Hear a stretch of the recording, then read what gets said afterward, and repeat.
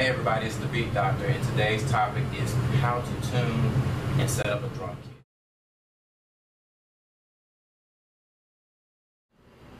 Okay, now that we've got our drums tuned and ready to go, now let's talk about how to set up a drum kit. First place I like to start is with the actual drum, adjusting the height of the drum.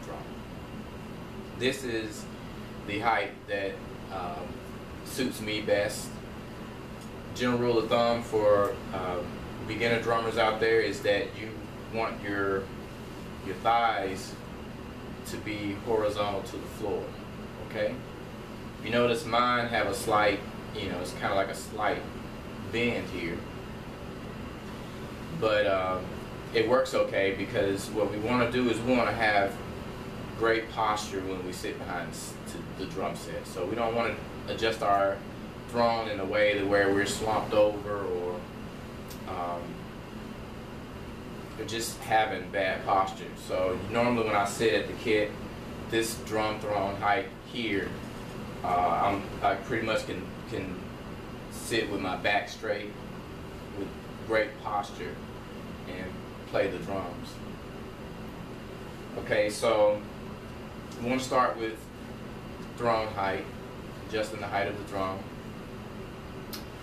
One of the reasons why I have this slight bend here as opposed to being exactly horizontal to the floor is that I play double bass, use a double pedal. Double pedal is just where you have one pedal here, one there, two of the beaters right here for the bass drum. And normally when I'm doing the double bass patterns, I had to adjust my seat height to where I can kind of balance, where I can play and not feel like I'm about to fall over. So that's part of the reason why my seat height is kind of adjusted like this. And then also it just kind of helps me to kind of have the right posture.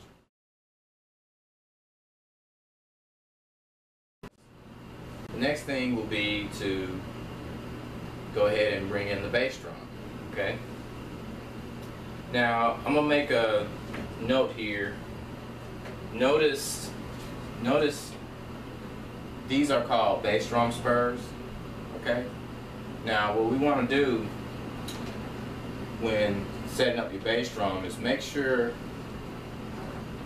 that the legs, on most drum kits, there'll be a way to, from this point or a certain position with the drum spur, that you can actually adjust the height, okay? So just make sure the left side is the same length as the right side, okay?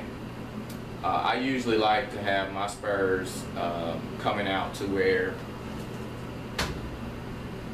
the bass drum tilts a little bit this way.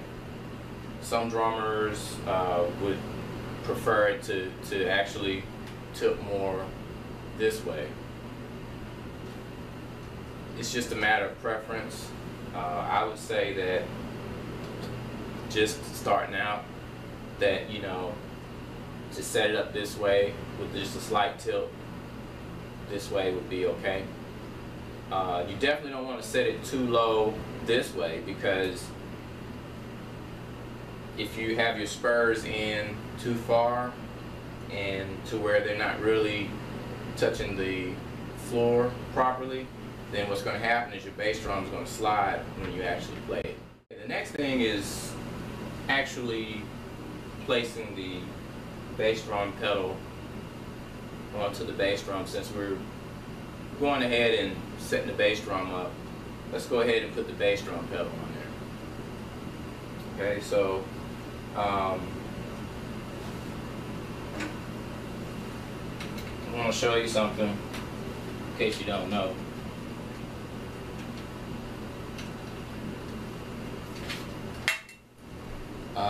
With most bass drum pedals, pretty much all of them, you have this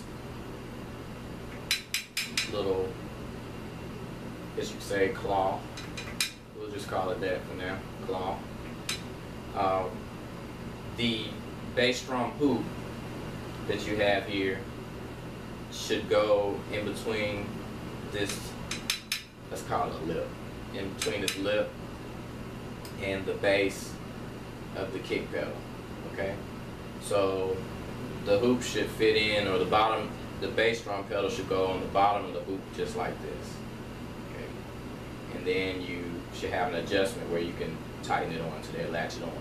Okay, so I want to make a note of that because a lot of times I get students to come in and they'll say their bass drum pedal is not working properly, and they'll bring the pedal in and the pedal is fine, but I noticed that what was the problem that they were having was the pedal, they're playing the pedal and it's moving all around because it's not actually latched on to the bass drum hoop. Okay, right here. So we're going to take this, once again, the hoop should go right in between, I'll say this lip and the base of the kick pedal.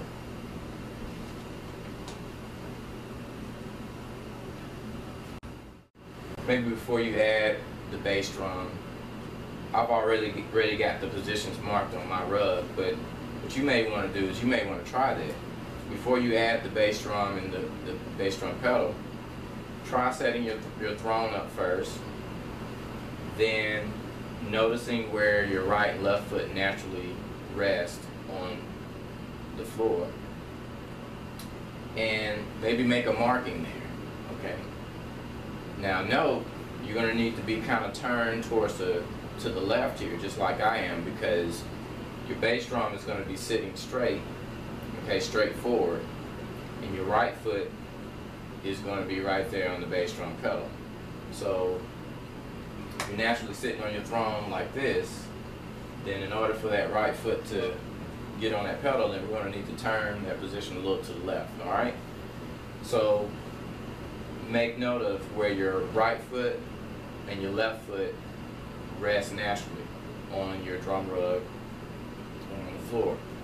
So you might want to mark that, okay, and that'll be where that bass drum pedal go, and for your left foot, that'll be where your hi-hat will go for the hi-hat pedal. Okay.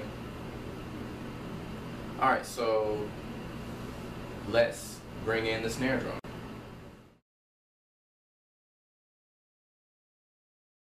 Okay, now we've added the snare drum to the picture. Okay, so what's really important about the snare drum is the height. Okay. General rule of thumb is to have the snare drum come up to at least where your waist is. Alright? Or have it come up to a height to where when you play it, it doesn't allow you to slump or just to have any kind of bad posture, okay? So the snare drum height should be in a position to where it kind of helps you to have your back straight up and down and to be able to have good posture when you play, okay? So that's where I have my snare drum. It's like right here, lined up with my waistline here. This is great because when I play, I pretty much don't have to, you know, struggle with trying to hit the drum. The drum is right there, and it's right where I need it to be. If I was to air drum, I don't know how many of you have ever air drum, but I used to do it a lot when I was a kid. I would sit on my bed and I would just turn music on. If I couldn't play my drums, I'll just sit there and air drum. Well, if you're sitting on your drum, and if you were to air drum, and you're air drumming for hi-hat, you're air drumming for snare, and you're going for your toms and cymbals, that will give you a pretty good idea of where you're naturally going to want to, or naturally feel comfortable hitting your drums. So if I was air drumming, you know, pretty much this is where my left hand or the stick would go, right here. Okay, and my hi-hat is going to be somewhere in this area. So that's pretty much the general rule of thumb so far as adjusting the snare height and positioning. Okay, you want it to be where it comes up to your waistline, or you want it to be in a position where it forces you to play it and have good posture. Your back straight up and down. It fits comfortably between your right and left foot. Okay, your kick pedal and what's going to be your hi-hat and your hi-hat pedal. So you want to, like I said, it's all about that foundation established with the drum positioning and height. Okay, so we want everything to be comfortable and natural. All right, so let's add in the hi-hat.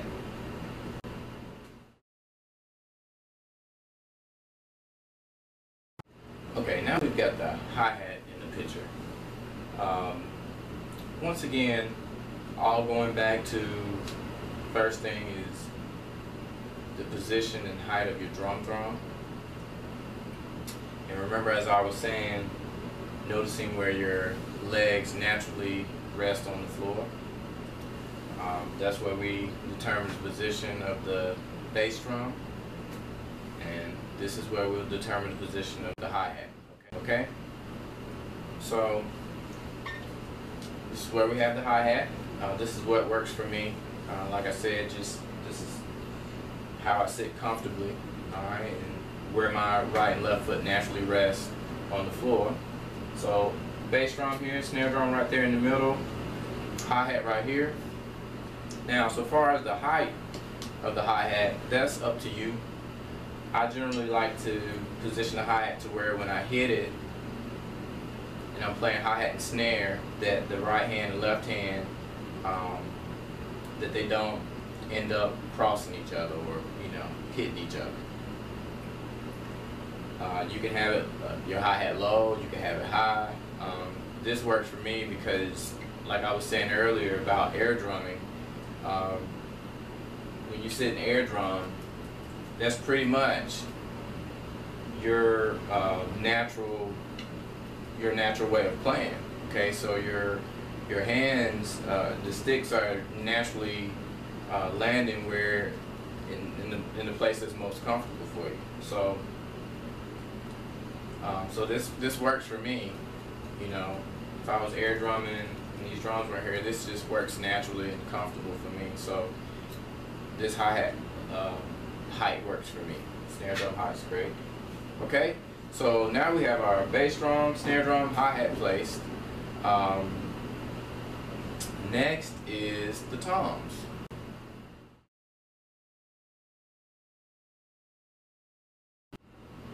Okay, so now we're gonna position the toms. We'll talk about tom positioning. I like to start with the floor tom. Personally, I like the floor tom kind of level with my snare. Floor tom kind of level with my snare. One of the things I always talk about, and I'm really big on when I talk about drum setup with my students.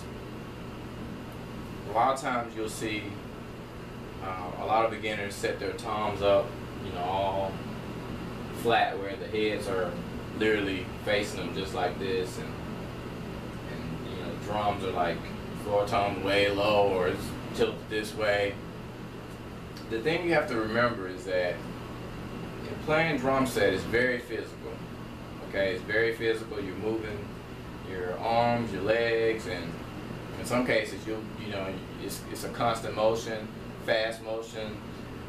Sometimes at times you want to make it as easy as possible when playing drums. That's why when I talk with my students about technique, you know, using your wrist. All right. You want to conserve as much energy as you can. Okay. So we want to make things easy. All right. Everything that we've talked about thus far is all about what feels natural and what you don't want to be fighting your drum set when you're playing. Okay. So when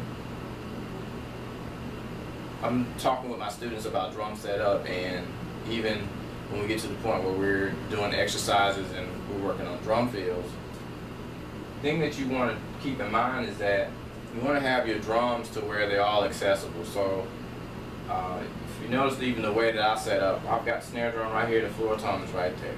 Okay, it's not way over there, it's not tilted over like this. I'm not having to reach for it, it's right here. So I could just simply go here to there, here to there. You know, so moving my wrist, and all I'm doing is moving my body, or you know. Simple, okay? So I've got my snare drum, my snare drum a little bit higher than the floor tom. That's just something I like as well. So for you, it's just, at this point, it's just what's comfortable. I would just recommend, the only thing that I just would recommend is just, you know, make sure your drums are close to where you don't have to move or, you know, reach to hit your floor tom, things like that, okay? So let's move on to the rack toms. Okay, so now we're going to talk about the rack toms. Alright, I have mine in position. Notice, once again, they're close. All my drums are close, like I can reach them comfortably. Going from one drum to the next comfortably. Okay, I'm not having to reach out. I'm not having to play like this, or, you know, anything crazy like that. I want to talk about the angle of the drums. If you notice, my snare drum is almost pretty much flat. Okay, that's just a preference of mine. You can angle your snare drum to where it's you know, where it comes towards this way. I mean, some drummers do that. Once again, my thing is, you know, just make sure that whatever adjustments you make, that it doesn't compromise your posture or your technique. Okay, so this works for me because it you know, with where my sticks and naturally fall when I'm playing, it's just right there. Okay, so I ain't got to work for it. When I hit the rim shots, it's, you know, it's right there, so it's real easy. Same with the other drums. Floor tom, this is good for me. Yes, I can have it angled that way, but then it'll become a little difficult to play. So this kind of works too. Alright, so when I go from here to there, I'm not having to worry about hitting rim or anything because anything's in the way. My toms are angled just a bit. They almost look flat, but they're not. Okay. For me, I do this because I like my toms to sit low, and so I just have them angled enough to where I'm not, when I'm playing them, I'm not, you know, hitting rim. Okay. Okay, so that's one note that I want to make too, is that, you know, make sure when you go to, especially to the toms, all right, make sure you have them angled in a way to where when you naturally go around them for a drum fill, like I was saying earlier, with most of my students, when we start talking about drum fills and we do exercises, you know, some of the exercises will go around the drums just like this, you know, and a lot of it's posture, you know, keeping the right posture and the right technique that'll keep you from hitting the rim. But in some situations it may be a physical thing. So if you have your drums angled in a way that is not helping you to not hit the rim, then that's something you got to fix. So make sure you have it angled in a way, your toms angled to where you can hit the middle of that drum head, center of that drum head, and you're less likely to hit the rim. Okay, definitely wouldn't recommend having them like flat this way. First, you got to think about that drumstick when you go to hit that tom. Instead of it being a motion like this, it's almost like you're stabbing the drum because of the way it's angled. You know, it's coming this way and you're coming in that way. So you're going to be more than likely you're going to dent the drum heads that way, easier, you know. And when you go to denting the drum heads, that's just taking away from the life of the drum heads, so they'll wear more, and you got to go buy more drum heads. Okay. So you know, like I said, and even in doing that, it's kind of like you have to work to really get that right sound and really hit that drum the right way. So this right here, you know, works for me. For you, just angle them in a way to where it's comfortable, you're not hitting rim, then it's not too flat, it's not too angled, you know, to where you can comfortably go around and get a good sound out of your drums, okay?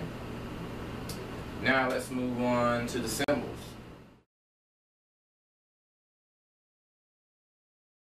Okay, so let's move on to the cymbals, alright?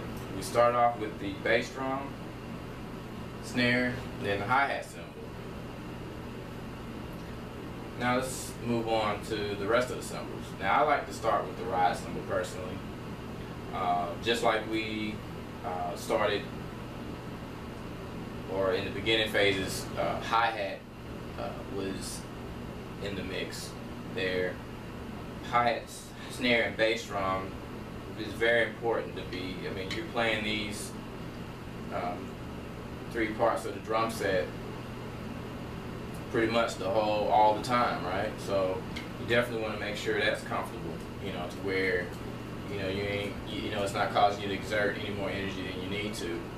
Well, to me, the ride cymbal is important too, because with the way the ride cymbal is used, the purpose of it is pretty much, to me, it's like when this ain't enough, you know, you playing, if you think of it in the context of a song, you playing your verse right here on the hi-hat, then you move to your chorus, you might want to use the ride cymbal for a little bit more, just to give it a little bit more boost, okay? The ride cymbal, of course, is a controlled cymbal. It's not like the crash cymbal. You know, you tap the crash cymbal, you hear it crash, okay? But we can actually ride on this cymbal, which is why it's called the ride cymbal. Okay, just like we ride on the hi-hat. Okay, so it's important to have this in a good position, because I basically, for me, I base all the other cymbals and drums, everything is based off of where that ride or where the hi-hat and ride go. So that's what I like to start with. Now you'll see some people will place their ride low and they'll have it like right there by the floor tom. That's fine, you know, it's just whatever's comfortable for you. Like I said, let's go back to what we was talking about with air drumming. If you ever sat down on your drum throne and like I said, notice where your feet naturally rest. And then if you were just to sit there and air drum, notice where when you're air drumming, where you're hitting the snare, where you're hitting the hi-hat, and when you go to hit that cymbal, you know, that crash cymbal, or when you playing the ride, where's your hand going? Is it going here, or is it going there? What feels comfortable, okay? So you'll see some people have the ride cymbal way up here, you know what I mean? It's just whatever feels comfortable for you, okay? And you always, like I said, you want to make it as easy as possible for you when you're playing, so you're not exerting a lot more energy than you should, okay? So, hi-hat, got my ride cymbal. Like I said, just to me, this is just a, you know, comfortable position for me to reach the bell. Now I have my cymbals added into the picture. I've got my, it's supposed to have been added 2, but I brought 2 extras. I got my 2 crash here, my 16-inch crash, my 18-inch crash, and I've added 2 splashes, my 2 8-inch splashes to be exact. So this is a comfortable setup for me. When I air drum and when I play, I ride here, and I love to crash here, or this way or this way. Sometimes you'll have, some drummers will set up the 2 crashes here, maybe have a ride cymbal here, okay? That's fine too, just whatever works for you, alright? So I guess the most important thing is the foundation, you know, where your throne is positioned, the height of the throne, where your right and your left foot naturally rest on the floor, which determines where your bass drum goes and where your hi-hat goes, and positioning your snare right in between, having your snare set up at a height to where it helps you to play at a good posture, okay? Helps you to play and keep your back straight, okay? Having your hi-hat set in a position to where, you know, what's comfortable for you. You know, you may like it lower, you may like it higher, but I know for what works for me is just to have it in a position to where I don't have to worry about it getting, it clashing with my left hand, my right hand, and my left hand. I don't have to worry about them, you know, clicking and running to each other. And the ride cymbal, like I say, I usually start with that and get in that position where it's comfortable. And then, of course, you know, the other cymbals, you know, just this is what's comfortable for me. Alright, so there's no right or wrong situation there. It's just this is what, you know, works for me. Alright, so what may work for you may be different. Typically, when we talk about splash cymbals, China cymbals, these are known as your special cymbals, your effect cymbals, your addition to your basics. I mean, you place those anywhere you like, you know, wherever it's comfortable for you, go for it, okay? So that's pretty much it. So now we have our drums tuned, we have them set up, okay? Now it's just time to play.